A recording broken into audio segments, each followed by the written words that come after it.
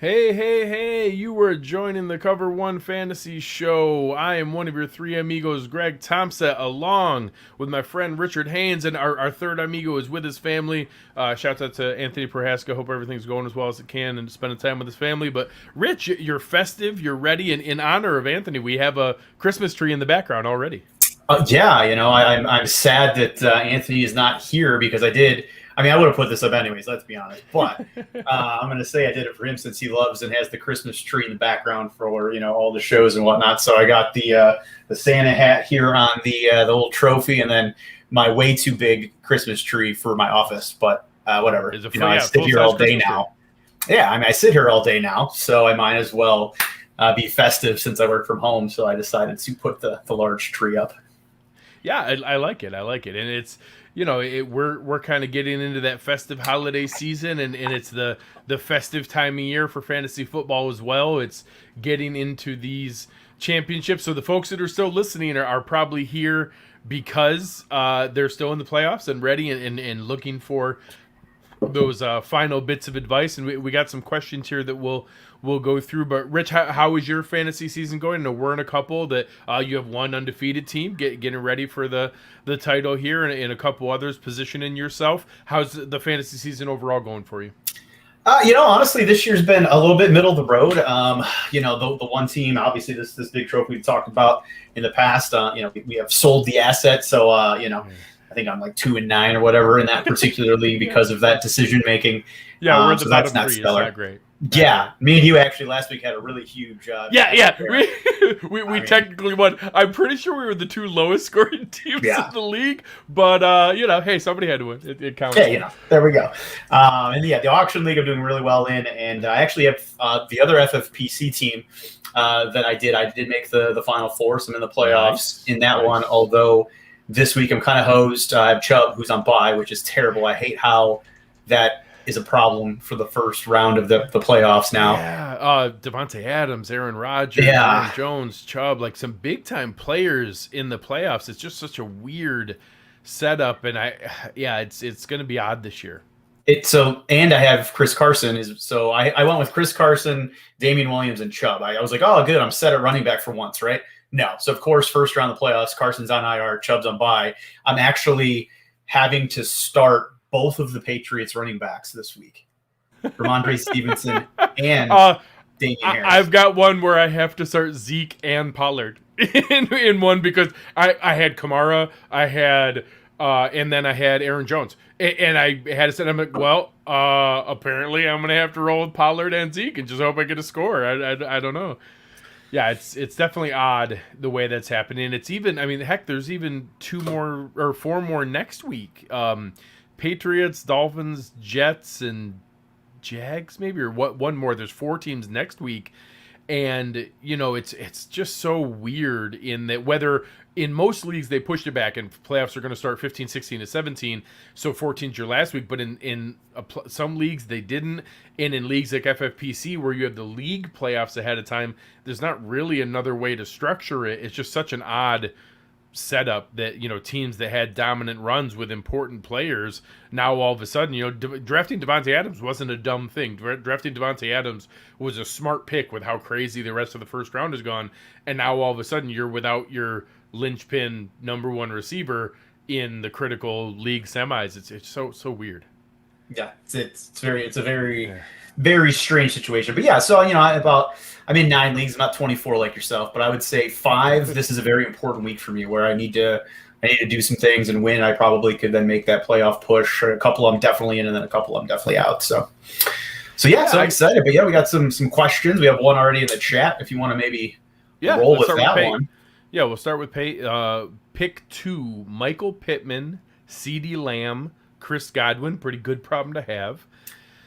Yeah, excellent problem to have, really. It's tough to be upset about those decisions. Obviously, tonight, Dallas at New Orleans, over-unders 46. Amari Cooper limited with some after effects of COVID, so he's going to be on a pitch count, snap count tonight. I believe Cedric Wilson is unavailable with an ankle, so they're just going with Gallup, Cooper, and and Lamb. So I kind of like Lamb tonight for sure out of those same. three. I think I'd Let's have him see. first. Then you have Indy is against the Texans, so good matchup.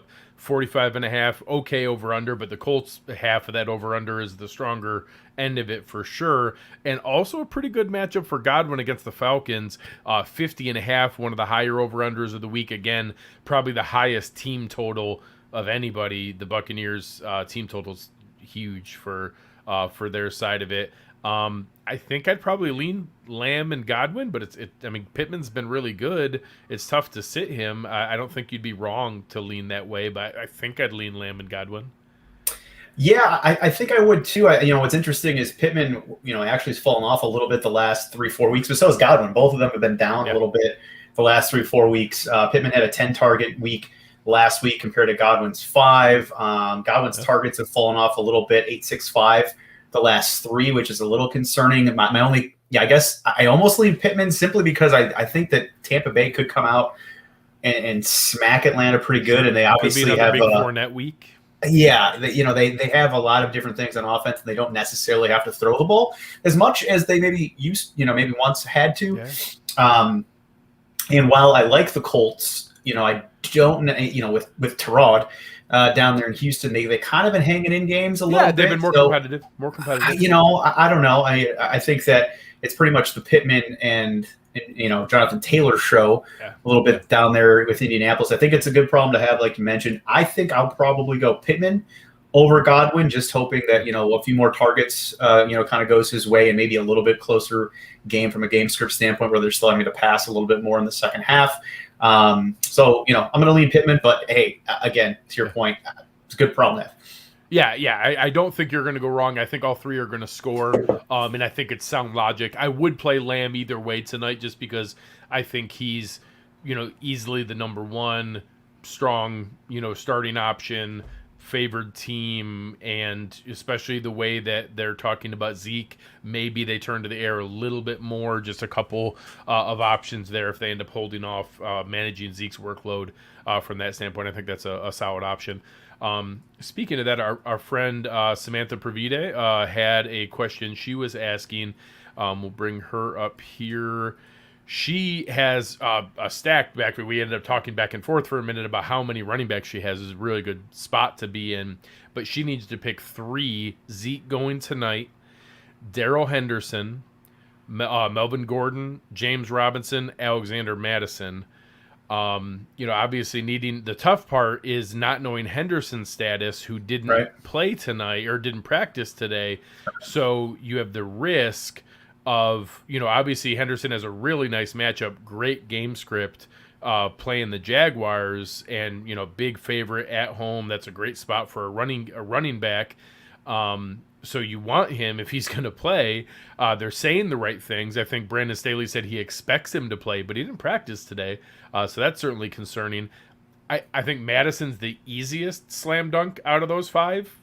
Just every time that Cook's out, he's a runaway. What do you think about the rest of those guys?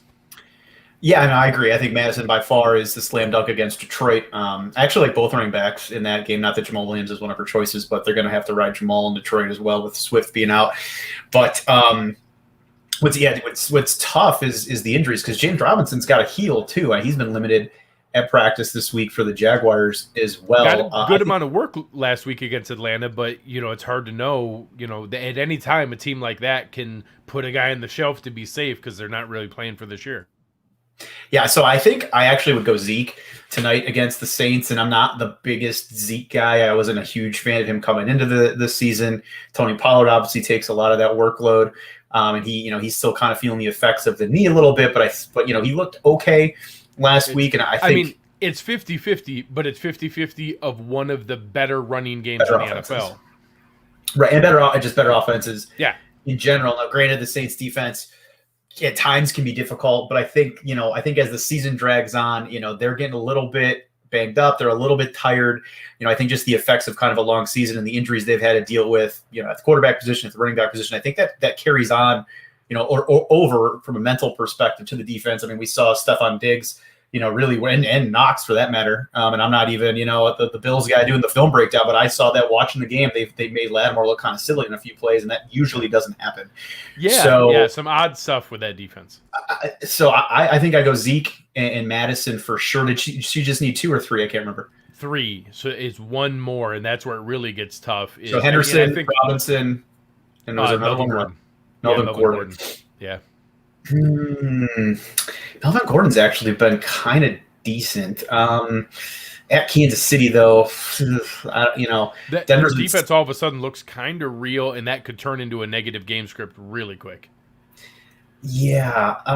He had 17 carries last week against the Chargers. Obviously you can wait there. Those 3, obviously you can wait to see if the injury situation's kind of clear. Yeah, if Henderson's a go and you have him as such a heavy favorite against a bad defense, I think that's a smart way to do it. Don't force yourself to need 2 of them. Go, Madison's a lock. Go with Zeke tonight so you have 2 of them in there, and then wait for Henderson. If you don't, it's not like she's in bad shape. She's got Gordon and Robinson. Right. Well, that actually, her question kind of leads into Charles G's question a little bit, if we want to try to cover that one. So he says must-win game for playoff chances. He needs 2 out of Zeke, Miles Sanders, and Melvin Gordon. So we've kind of talked about 2 of the 3. Please say something nice about Miles Sanders and his 0 touchdowns this year. Does anyone have a weirder roller coaster than Miles Sanders? So he's the starting running back, and they won't run the ball at all, won't give him the ball. He gets hurt, and Philly becomes the most run-heavy team in the NFL, and you have both Boston Scott, and all of a sudden they rediscover, what's his name? The big guy. Howard.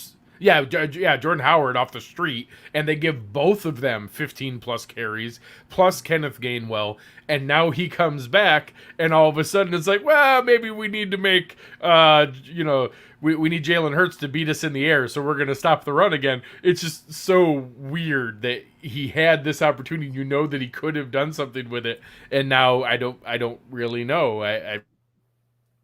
So to say something positive about Miles Sanders, I think that last week, he looked pretty good. He was 9 for 64 last week, and he looked like for sure the best running back in that backfield. In my opinion, he is the most talented guy, and he looked like it. And his 9 for 64 wasn't necessarily because, in my opinion, they really just wanted to work, Scott or Howard. They were just bringing him back slowly from that ankle. He only played 22 offensive snaps. So from a positivity perspective, I think that snap count is certainly going to go up. He had a full week of practice. Everyone's saying his ankle's feeling good. So, I think he's going to get, at least, for sure double-digit carries. And against the Jets, if they can, take control of that game, you could have a really nice 15-carry type, performance from Miles Sanders. So, Charles, or no, is this Charles? Yes, Charles. So I'm going to go real positive here, buddy. You're going to go Zeke. You're going to go Miles Sanders, and he will score his first touchdown of the season. I like it. That 50% touch rate is super encouraging when you think about the fact that snap count with 9 carries and a target, getting the ball 10 times out of 22 snaps, that's really encouraging. That's really awesome. Very encouraging. Yep. Yeah. Next one, we got Michael here. I'm in this spot in a couple. Obviously, I was a huge Damien Harris guy coming into the season, so I have him all over the place. And now with Ramondre and how that offense is working, I'm like, I think I still want to play him here. The Bills' defense sometimes looks really good against the run, and then Jonathan Taylor embarrasses the crap out of him. So, Damien Harris against Buffalo or Clyde Edwards-Helaire against Denver, statistically 2 good defenses.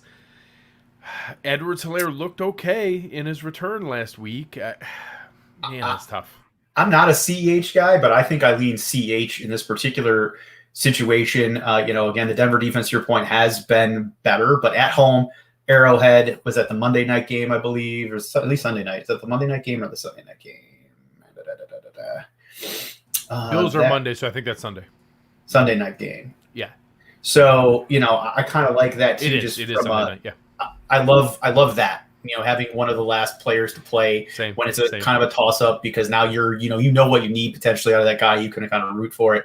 But that aside, to your point, I think it's kind of an even backfield split right now. And you have Brandon Bolden that's still kind of getting some carries here and there, getting the backfield touches on third down as far as in the passing game. So, I think I go CEH here. He looked good last week. He scored a touchdown last week. And I just don't know who's going to get, those scoring opportunities right now in New England if they get down in the red zone and, you're trying to rush the ball in against Buffalo. So I would probably go CEH Sunday night against Denver. Yeah, Harris got the touchdown last week. It was late. Damian Harris got more of the carries early. Stevenson got more later when the game was out of hand with Tennessee. So that was kind of encouraging that he seemed like the 1A of the backfield. But when you look at the box score, Ramondre had 11, or it was 11 and 9. So, Harris only had 11 to Ramondre's 9. The hardest part is Brandon Bolden had the 4 targets. So you don't have the safety net of getting those catches with Harris. You pretty much need him to score for it to be a good week, because there's plenty of weeks where it's, really positive yards per carry and he's got 78 yards and you're like, oh yay, 7.8 points. It's just not, he's a good performer, but it hasn't always equated when he doesn't score. Michael comes back with another one here. Pick 2.5 PPR, Adam Thielen against Detroit, Keenan Allen, Keenan Allen against Cincinnati, and Brandon Ayuk against Seattle. Again, a good problem to have. This is a nice trio.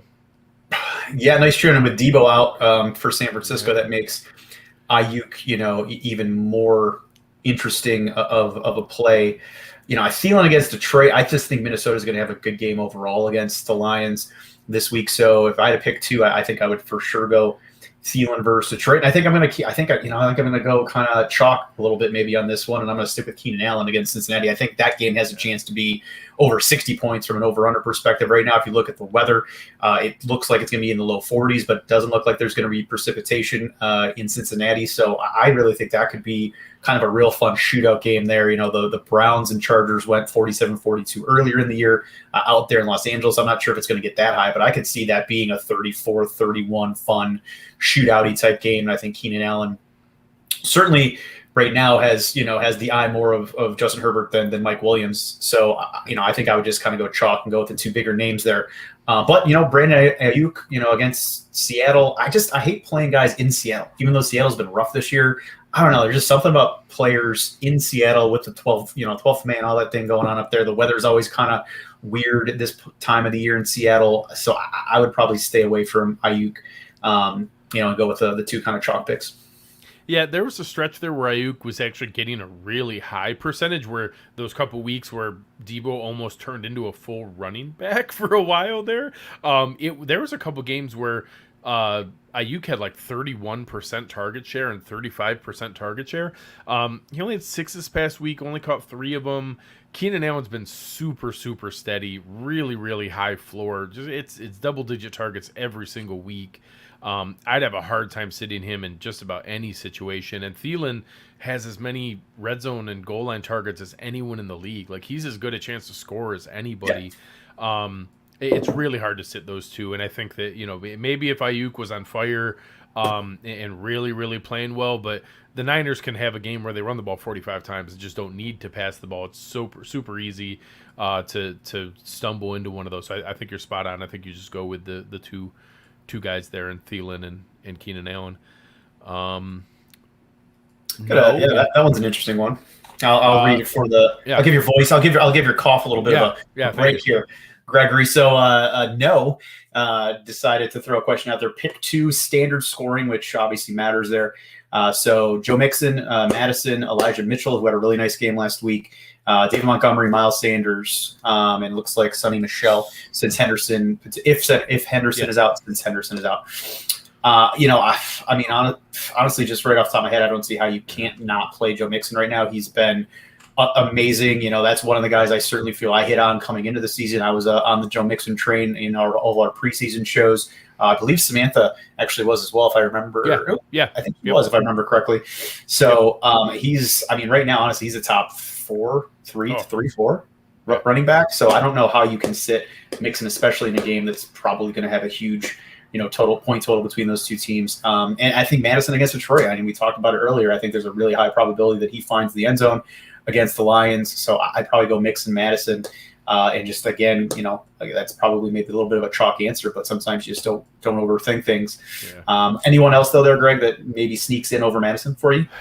I mean, Elijah Mitchell's good, and you have the point man in Kyle Shanahan's rushing offense. So I'd never begrudge anybody for wanting to play him. But Madison against Detroit is, I mean, that's a really strong play. And Mixon's last 4 games, you're talking about 91, 110, 123, 169 yards. Like he's just stacking up more and more and more. And some of those you're talking about, a Cleveland defense, a Pittsburgh defense. The Raiders aren't terrible on defense. So you're not talking about doing that against, Houston and some scrubs in Jacksonville and things like that.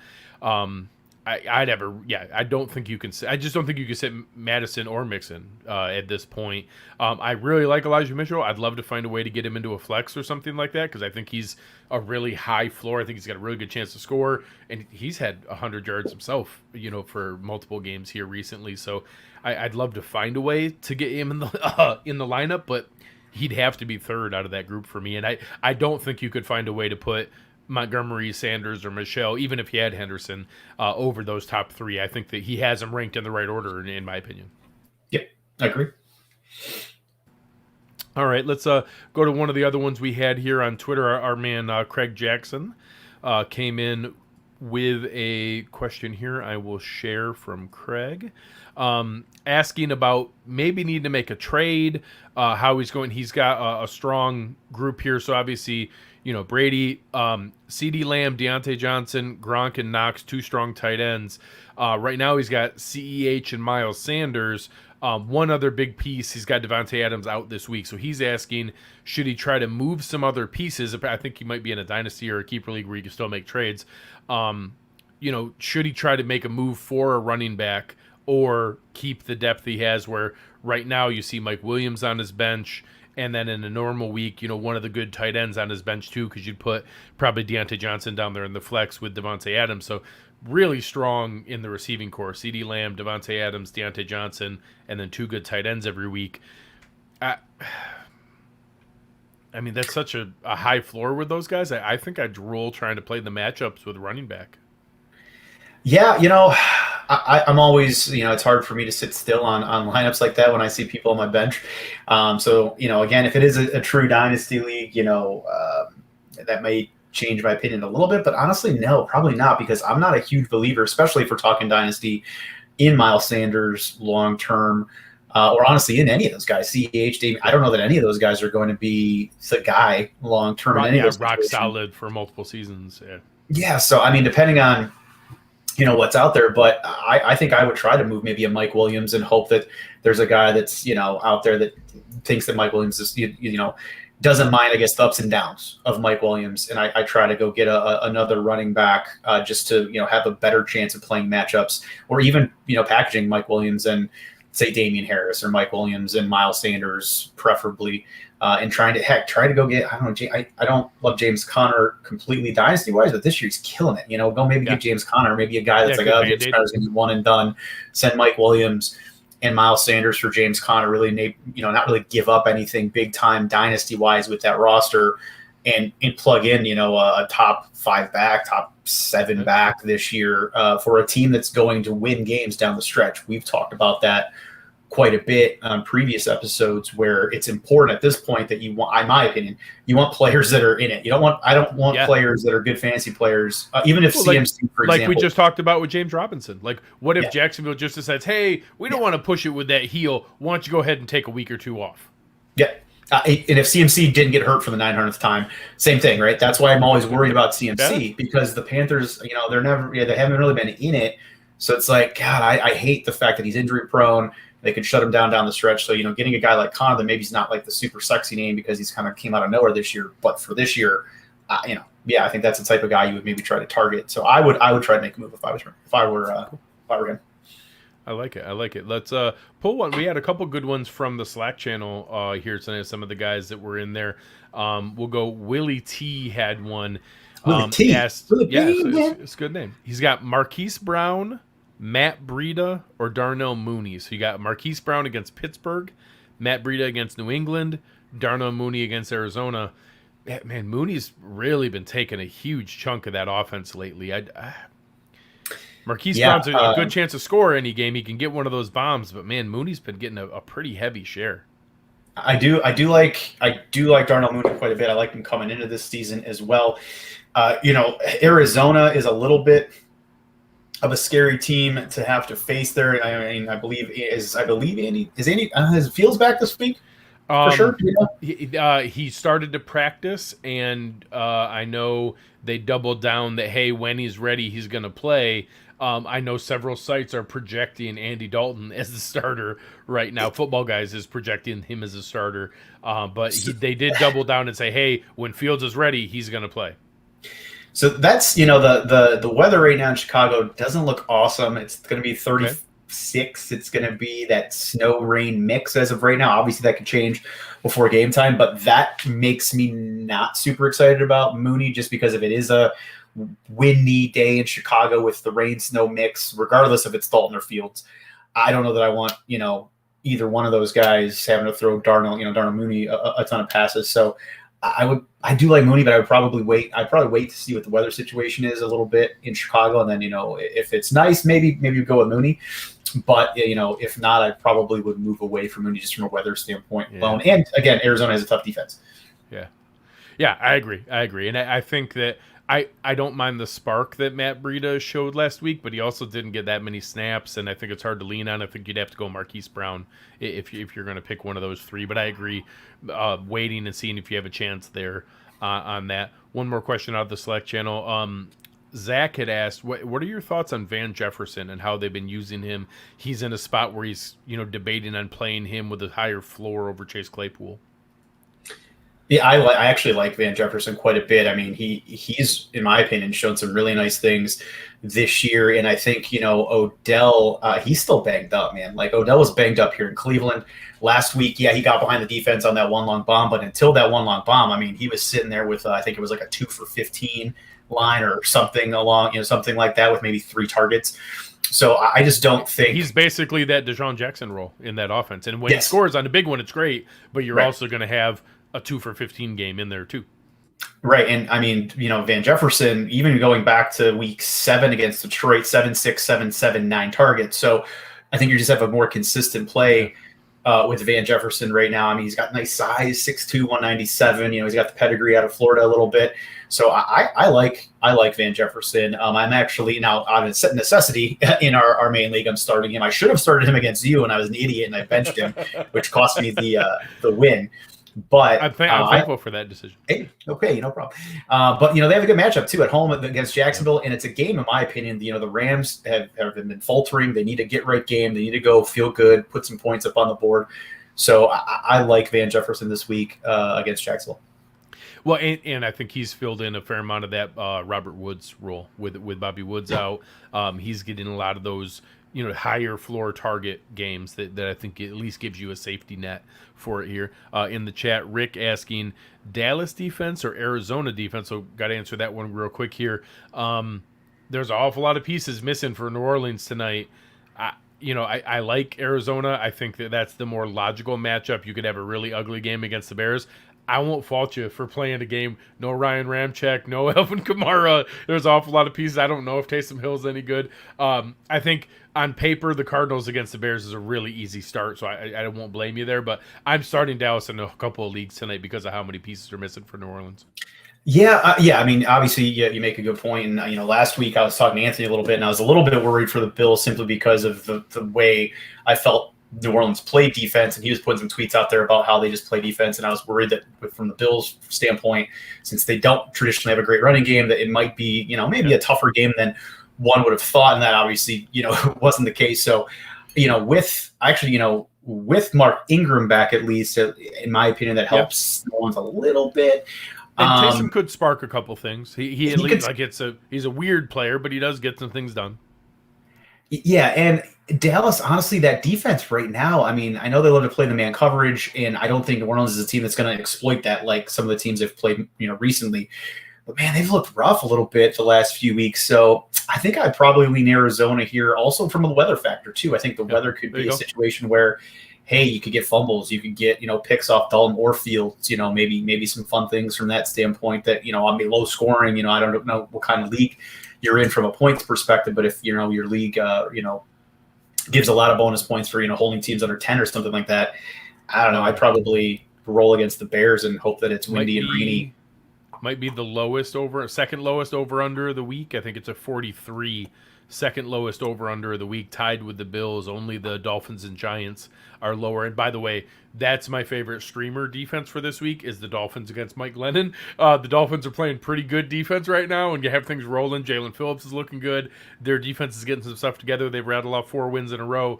And if you give me a hot defense against Mike Glennon on the road, sign me up. I've got the Dolphins all over the place as my streamer defense for the week here. And on that same, in the same regard, I know we're not talking about picks yet. I don't love a lot of picks this weekend from a line perspective. I love the Dolphins -4 at home. Yeah. Against the Giants and Mike Glennon. Sign me up. Yep, I am 100% on board with that. Tua looks good lately. Like I've been a pretty healthy detractor of him. He looks good. Like he looks solid the last couple weeks and is getting the ball out there. It's about all you can ask in a situation like that. One more here. No asking Jalen Hurts or Justin Herbert. Really good situation to be in. I talked about it earlier. Justin Herbert against the Bengals. I think that's going to be the over/under is like 50. I'm going to probably bet the over. I think it's going to go way over that unless the weather changes for some reason down there. I think you're spot on. Yeah, I think it's going to be a good time. Jalen Hurts for me. He's just a little bit inconsistent. He's so up and down. Some games he does really nice things with his legs, which saves him. Like I believe it was 2 weeks ago. I think was it 2 weeks ago? I legit went out and did like an apology tweet where I was like, "Listen, I've crapped on this guy all year. That was fantastic. That was a really, really great game." He comes back and goes like 18 of 37 and 3 interceptions and like throws up all over himself. Right. And I mean, and even 2 weeks ago, if you think about it, I'm actually just pulled his stats up now that we were talking about it. He went 13 for 24 for 147. He had 3 rushing touchdowns, which obviously is fantastic against New Orleans. But I mean, he is, 16 to 23, 13 to 24, 14 to 31, 11 of 17, 9 of 14. Man. While you have it up, what's his completion percentage on the season? You know what? This is not showing his completion percentage, but if you're graded off the top of the head math, 211 for 351. Not good. Yeah, no. So he's still there. It's not quite 60%. That's just under. So there you go. Yeah, it's right there. It's 60% even. Okay. Yeah. I would say it was right there. So yeah, 60.1. Okay. Yeah. So I mean, the 700 yards rushing and the 8 rushing touchdowns for sure saves him from a fantasy perspective. But he had the 3 rushing touchdowns against New Orleans. But other than that, you have to go all the way back to week 6. So I just think it's so boom or bust. I like, obviously, I said the Jets, right? Obviously, the Jets this week, that should be a nice play, but you would have to count on him being the guy that, in my opinion, is scoring those rushing touchdowns. So I'm going to go Justin Herbert, and certainly with the higher floor, and I think he has a huge ceiling anyway. So I'm just going to go Justin Herbert this week against things. Yeah. It's not like you're playing a Roethlisberger or Wentz or something like that. Like he can have crazy 40-point games just as easily, probably more easily, honestly. One more that I know you had a chance to answer on Twitter because it did involve the game tonight, but I wanted to give Matt a little bit of shine here, asking he needed 2 out of Amari Cooper, Michael Gallup, Russell Gage, and OBJ. Super weird. I don't know that I like any pass catcher tonight besides CeeDee Lamb. I'm nervous about how they're going to use those guys. Like you said, New Orleans defense has been decent. I think you advised him to go Gage and OBJ, and I think I agree. Yeah, and it was kind of one of those things where I was just kind of talking to him about it a little bit. I wasn't sure, even in my own mind, because at first I was not sure that Cedric Wilson was out. Then obviously once he was out, I kind of Gallup's more playable without Wilson. Got a little bit more interested in Gallup. I just really like the matchups that Gage and OBJ have from a defensive perspective. But as we just talked about, OBJ is OBJ, right? He's banged up. If he doesn't get that long pass last week, he has a really bad stat line. Gage is maybe the safest out of all of them right now against a Tampa Bay secondary, and probably a game you're gonna have to pass in Atlanta. Yeah, you certainly can't run against New Orleans or against Tampa. So I think he was down to OBJ and then either Cooper or Gallup. Last I talked to him, I think he unfortunately had ruled Gage out, which, hey, his team, his prerogative, no problem. So I think he was leaning Cooper and OBJ, probably on name. I would assume maybe on name value a little bit. Yeah. Cooper, who knows? Cooper, if he's, I just get worried about the whole COVID thing because I know that, as a Browns fan, I saw what it did to Myles Garrett last year. And, we actually had Bills have seen it with our left tackle, Deion Dawkins, and he's struggled to get all the way way back. When you actually have symptoms, it's a problem. And according to what I've been reading, he was still coughing this week. To me, that doesn't sound like a great situation. Now, wide receivers, I think, are a little different from defensive ends or even left tackles, where if you go out and can give it your all for 15 or 20 routes and make a couple plays, fantasy wise, you can still make an impact. Where Myles Garrett has to kind of go the whole game, and that motor matters from a pass rush standpoint. But it scares me a little bit. So yeah, I think Gage and OBJ, but I don't know. I'm not excited if I were him in any of those. Honestly, it's a little bit of a tough situation. Yeah, I got one more here I want to do. Just I thought it was an interesting one, and it's kind of a interesting spot. Our guy Adam is a real constant supporter on Twitter as well, and in the Slack channel had an interesting one. I might even try to share the screen up, see if it might be a little too small a font, but got a fun one. He plays in a league that's super deep or super intentionally shallow, so it only has 4 bench spots and no injured reserve. So guys are constant, like on bye weeks and stuff like that. Sometimes you're even having to eat a bye because you don't want to drop somebody. He is in a spot where he might need to bench a player or drop someone who's valuable for a kicker with Mason Crosby on bye this week.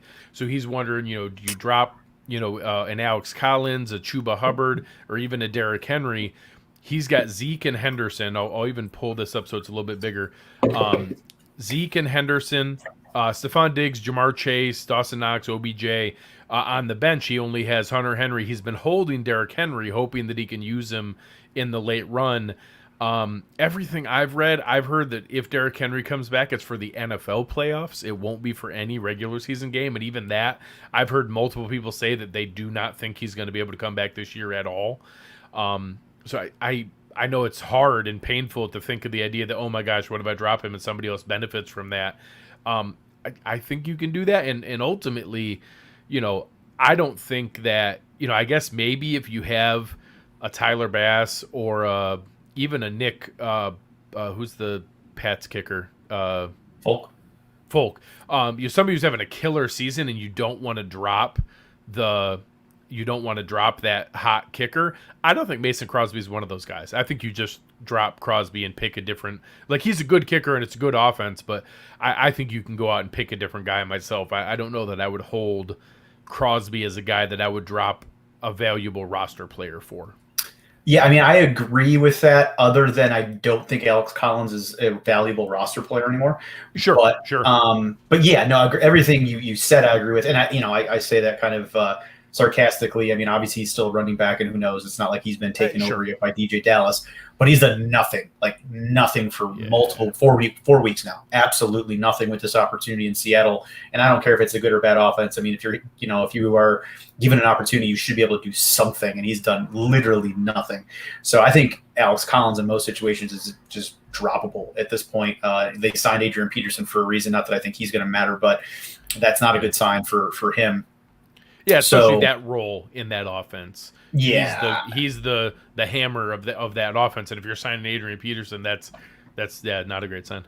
No, but to your point, I'm sure Brian Johnson's available. Washington kicker, who's been kind of decent, and nobody, maybe people that are listening probably didn't even know who Brian Johnson did was. Not know that was an NFL player. Was a real player. So I agree with all of your logic. Yeah, Crosby's certainly not a top kicker, undroppable guy. I probably would just play the kicker matchups. You might be able to just get Crosby back next week anyway. Yeah. All right. One more here in the chat. We'll do one more out of the Slack channel, then one more in the chat before we wrap things up.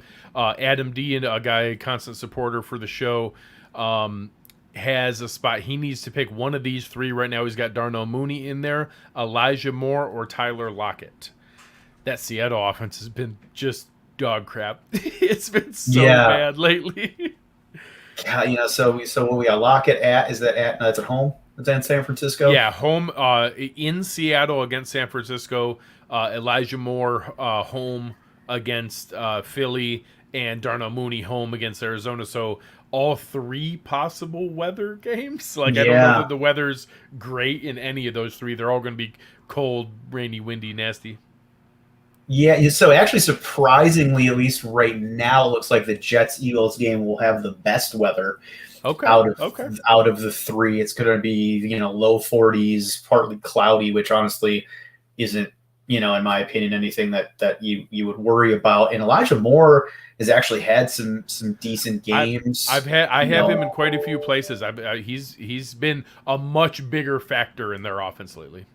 Yeah, I mean, he had an 11-target game 2 weeks ago where he blew up for 141 and a score. But even the 2 games preceding that, he scored against Buffalo, which, and he scored twice against the Colts.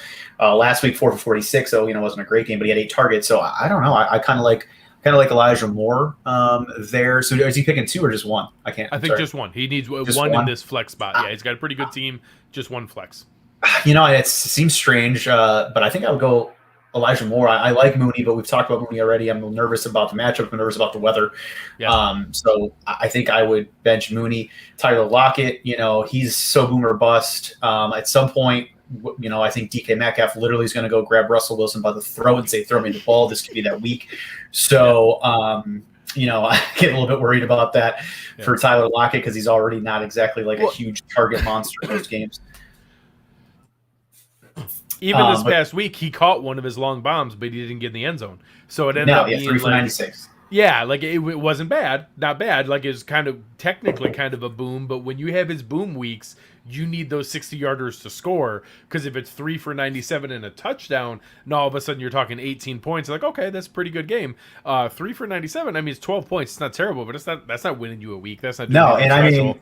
Not to, I've certainly been wrong on certain things this year, but Tyler Lockett, I feel I've been literally exactly spot on. I've been preaching it all year. He literally has had 3 games. He's had a 4 for 102 scores to start the year, an 8 for 178 and one score week 2, and then the 12 for 142 in week 8. The rest of the weeks, the entire season, I mean, you're happy that he got 4 for 115. Like, that's like his next best game is a 15-point game in a PPR league. Like, that the rest of them are 4 for 24, 2 for 35, 2 for 12. So Lockett for me is not a guy I ever even want on my team, honestly. He makes the difference in real football, but in fantasy, he's way too boomer bust. That offense is weird. Russell Wilson's not right now. That whole team is kind of heading down. So I'm going to go Elijah Moore in a decent, I feel like a decent spot at home. I don't think the weather's going to be too bad. And I think he's an exciting young kid that I think is garnering some attention in that offense. Well, so almost the opposite of that fear that you had for the non-competing teams. Young first-round pick investments for struggling teams that, hey, there's kind of a developmental value in the learning curve. You can almost lean the other way there, like, hey, because it's happening to Jamison Crowder in that offense. It's happening to Corey Davis in that offense. We're like, hey, you guys go and rest up. We're going to see what we have here with this Moore kid because the season's lost for them. You can look for opportunities like that, too. I almost wondered if it was happening with Mooney and Allen Robinson in Chicago. But again, weather and matchup, I think it's fair to question. But the rest of the season, I think there's maybe something there with Mooney and some of the better matchups. Yeah, no, that's a great point. I mean, it's an amazing point, and you're 100% right. I think, too, with Mooney and Chicago outside of weather matchups, I just think if Fields is playing, for sure, I like Mooney because I said it 5, 6, 7, maybe 8 episodes ago. Those two are boys, man. They do the TikToks together. Like, they're boys. So Fields wants to look for Mooney in those situations and, pepper him the ball a little bit. And, I'm not saying Andy Dalton won't. I think Andy Dalton's going to obviously – and Allen Robinson not even being in the equation right now makes it a lot easier. But, if it's not a weather situation, especially a younger player like Mooney, second-year guy, it makes a lot of sense. They're going to, they want to see what those guys can do. And those guys, too, even in losing situations, they want to perform as well. Whereas if you're a veteran, established, maybe have your paycheck, and you're in a losing situation, I'm not saying you don't want to give it your all, but you're going to probably be a little more open to, I'm a little dinged up in week 15. I'm cool with sitting here when it's, it's not a situation where my team's going to the NFL playoffs. So one last one before we do some picks here for this week, Charles. Really testing my philosophy on Superflex leagues. Always go the quarterback. He's got CeeDee Lamb, Tyler Lockett, Keenan Allen. Matt Ryan is significantly testing that philosophy that you have to start the quarterback. His last 3 games, he's gone -3, -2, and 10. It's been really, really ugly. This week playing Tampa. Tampa's pass defense hasn't been flawless. Like, it's been beatable, and some guys have put up stats, but they've also dominated some teams. And he's obviously shown he can put up just complete horrible games. And with that defensive line, you never know if they just take over a game and Shaq Barrett and Ndamukong Suh and those guys just Vita Vea starts eating guys. I get it. I still think from a baseline standpoint, especially a boomer bust guy like Tyler Lockett, I still think you're safer to always start a quarterback. But man, Matt Ryan tests the limits of that theory. Yeah, and I've been a little. Obviously, your point's extremely valid. The quarterback has the ball in his hands every play, right? So, but there's been situations I know in the past we've talked about like Jacoby Brissett or like kind of weird quarterbacks that you're like Teddy Bridgewater. Man, that it's like we probably should have been maybe thinking the other direction. I agree here though. Everything I just said about Tyler Lockett, I get worried that he's going to throw up a 3 for even if he throws up a 3 for I don't know 52, like that's 8 points. And granted, the 2 weeks before the 10-point game for Matt Ryan were absolute dog crap. Matt Ryan still got 10 last week, and let's be honest, the over-under in this game is 50. Vegas isn't usually that wrong. So in Tampa Bay is only a 10-point favorite. So Atlanta's going to score some points in this game. Yeah. It's not going to be 40-0. It's going to be 35 to I don't know 20. Something like that. So I think Matt Ryan has a good enough game this week to where you probably play him over a Tyler Lockett. But, if you had a receiver that wasn't as boom bust as Tyler Lockett, I was just going to say, some of the other questions we had tonight, if you gave me Michael Pittman, if you gave me Adam Thielen, if you had Elijah Mitchell as your flex guy, there might even be a high enough floor where I'm like, listen, I think you got a safer shot of getting to 10 points with Mitchell than you do with Ryan. There's just as much of a chance of a dud with Tyler Lockett, and with any quarterback, you always have a higher ceiling than any other position player because it's nothing for a quarterback to throw up 25 points in a heck, Russell Wilson was horrible the other night, and he technically got up to like 20-some points because he had the garbage drive at the end of the game for a 98-yard touchdown drive. It's just so easy for a quarterback to rack up some of those points. So, yeah, if you had anybody else there, I think you really could have tested that theory and pushed it. Yeah, to continue a little bit of that discussion for a minute, Michael Lucas was asking some questions in the comment. How many points do QBs lose in your league? Sounds really high. Matt Ryan 2 weeks ago went 9 for 21 for $117 and 2 picks. So, while plus a fumble, and if your league loses fumbles, you could have had 3 turnovers and had -6 there. -6. I mean, you would think, you'd probably a little bit higher on the interceptions, maybe the most, maybe not -2, maybe it's like a -3 interception league, but that was really bad. And then 153 and 2 picks the next week. So not a lot going on there. So even if, if that league was, over, maybe gave him more negative points for those negative plays than most, I mean, he's still going to be at 0 or 2. It's not going to be a good situation either. Heck, our league only does -1. You're still talking about he would have scored 3 or 4 points. Right, our league. Right. So 3 or 4 points ain't doing you no good. I mean, it's technically better than -3, but if your quarterback gives you 3 points, you're probably not winning. Like that's a tough hurdle to overcome.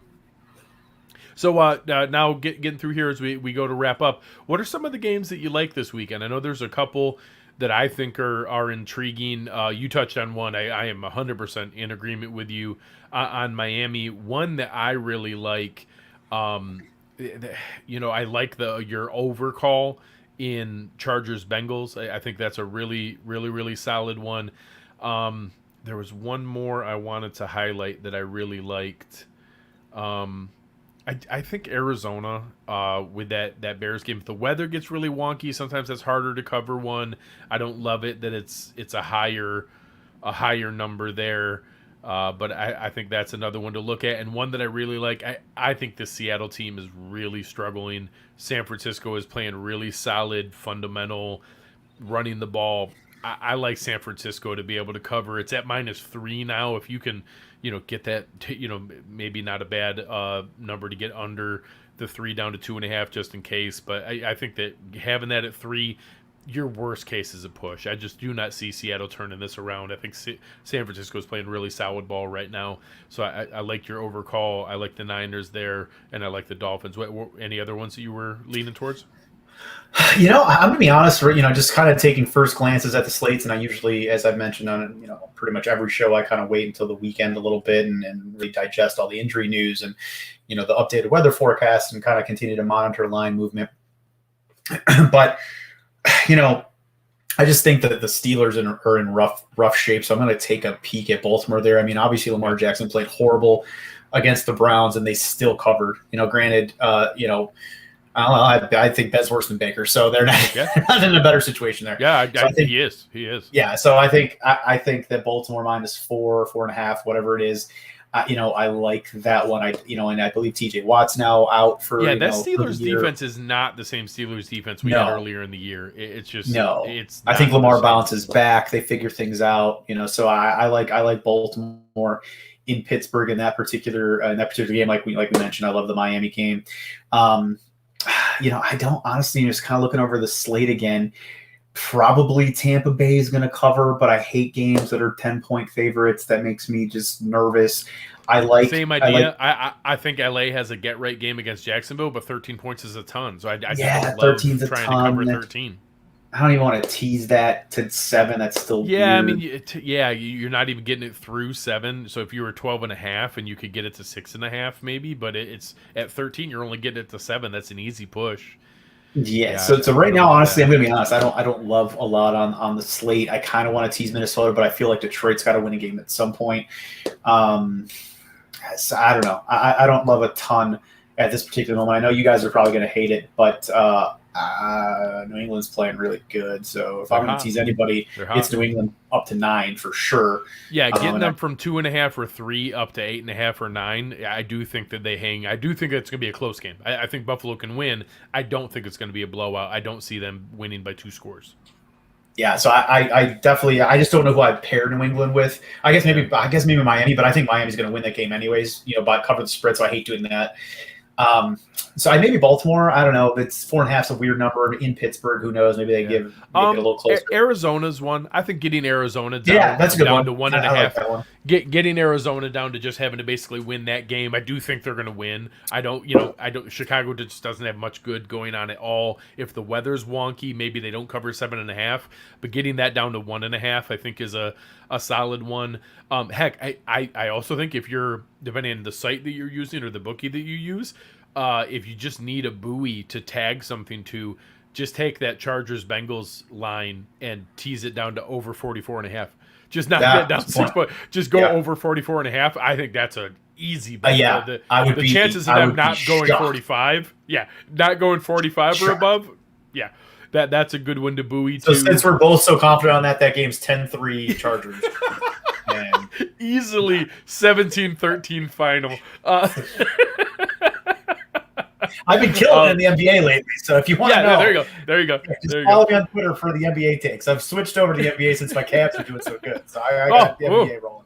I beat Miami for the first time in a while. I'm taking my daughter Ashley to her first NBA game on Sunday. I'm going on Sunday.